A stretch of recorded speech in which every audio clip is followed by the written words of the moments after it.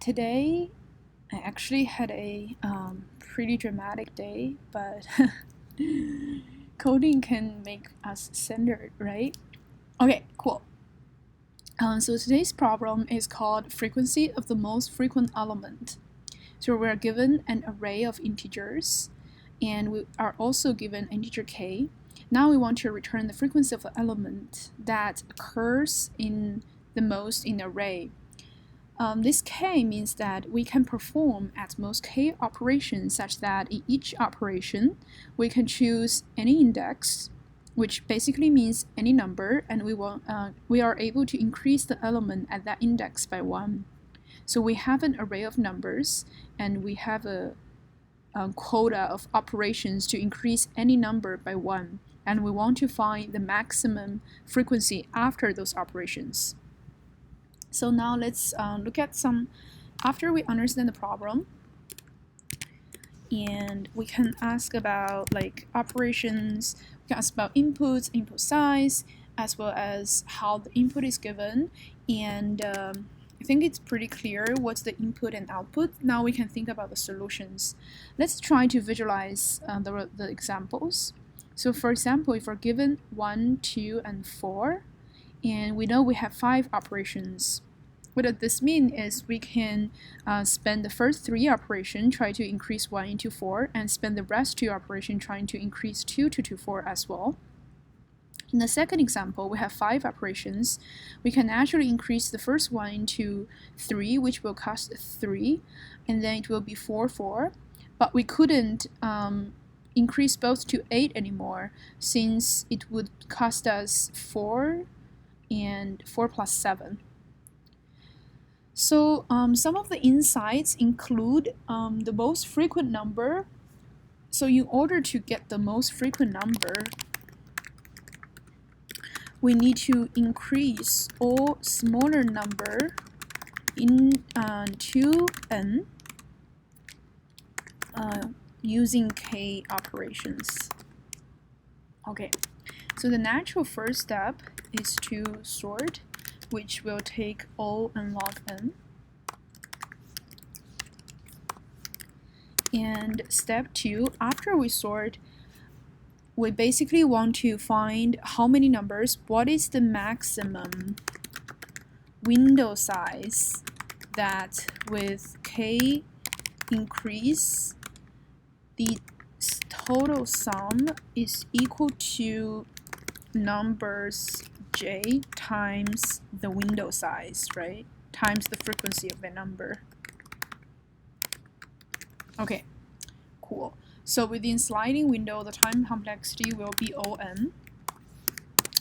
And I think that's pretty much the question. Now we can go ahead and code it up. So the first step is to sort numbers.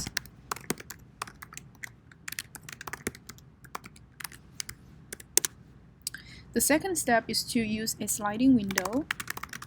Let's take the size first, and for sliding window, we expand the window, use a for loop.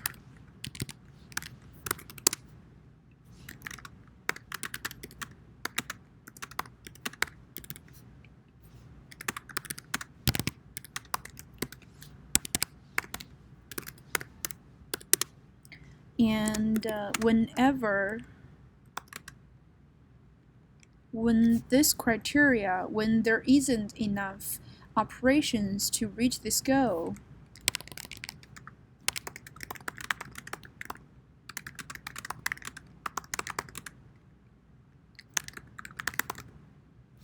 so we can do while, and we can do while k is smaller than, I know I will have integer flow, so I will just do the current number times the current window size. We will just do get rid of the first element, and then move my left pointer by 1. And every time I update my max window size by using this one, and just return answer. Int answer equal to 0. now let's try run the code. So the space complexity is also just sorting. Constant 2-pointer is also going to give us constant space complexity. So the total time complexity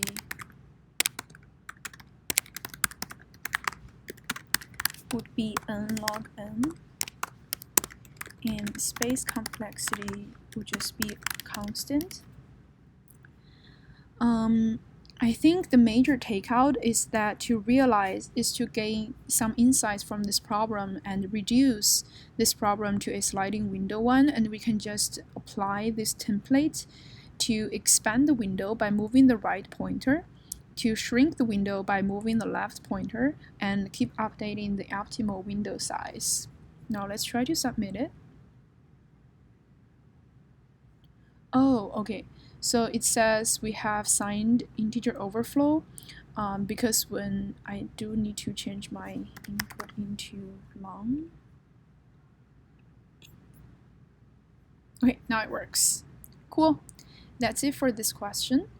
I'll probably upload some more sliding windows since I think it's such a nice routine and necessary practice that we need to have on the back of our mind. So stay tuned.